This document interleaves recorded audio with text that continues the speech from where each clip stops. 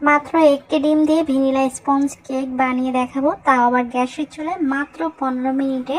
যারা একদমই নতুন, বাসায় ভ্যানিলা স্পঞ্জ কেক বলেন বা চকলেট কেক বলেন, কোনো কেকই বানাতে পারেন না, তারা আজকের রেসিপি অবশ্যই ফলো করবেন। এই কেকটা এত বেশি নরম এবং সফট, এটা কিন্তু মুখে দিলে মিলিয়ে যাবে। আশা করছি পুরো রেসিপি ভালো লাগবে। একটা ডিমের কেক বানাতে লাগবে আমাদের 1/4 কাপ ময়দা, আর ময়দাটা একটা ছাঁকনির উপর নিয়ে নিয়েছি। সেই সাথে 1/4 চা চামচ বেকিং পাউডার, 1/8 চা চামচ বেকিং সোডা। এখন ভালো করে চেলে এক সাইডে রেখে দিই। একটা পাত্রে ডিম নিয়ে নিচ্ছি, আর ডিমটা অবশ্যই ফ্রিজে থাকলে বানানোর 1 ঘন্টা আগে বের করে নেবেন।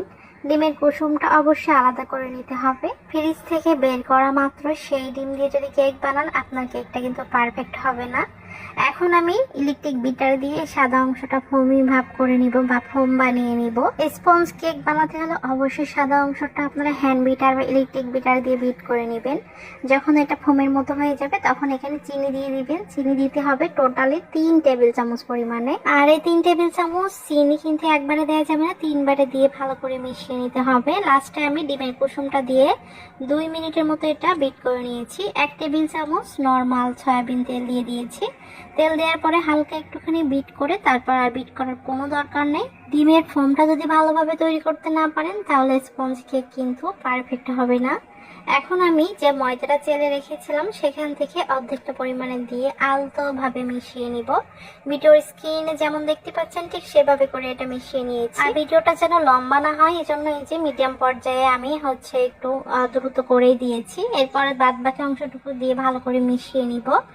আর এটাতে কোনো প্রকার দুধ, পানি কোনো কিছু ব্যবহার করা লাগবে না। আর যারা ভ্যানিলা এসেন্স বাসায় থাকবে, তারা দিতে পারবেন হাফ চা চামচের মতো। আমার হাতের নাগালে ভ্যানিলা এসেন্স ছিল না, এই জন্য আমি দেইনি। যাই হোক, যে পাত্রে আমি কেকটা বেক করবো, সে পাত্রে সয়াবিন তেল লাগিয়ে নিয়েছি 4 সাইডে। এতে করে কেকটা বেক করার পরে খুব ইজিলি উঠে আসবে। এই কেকটা আমি হার্ট শেপ যে কেকের মোল্ড, সেই মোল্ডে নিয়ে নিয়েছি। ব্যাটারগুলো নিয়ে একটা টুথপিক দিয়ে এভাবে করে দিয়ে তারপর একটু ট্যাপ করে নিচ্ছি।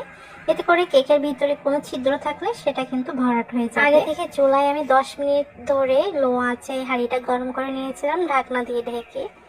এখন 10 মিনিট পরে আমি কেকের মোল্ড দিয়ে এটা 15 মিনিটের জন্য বেক করব।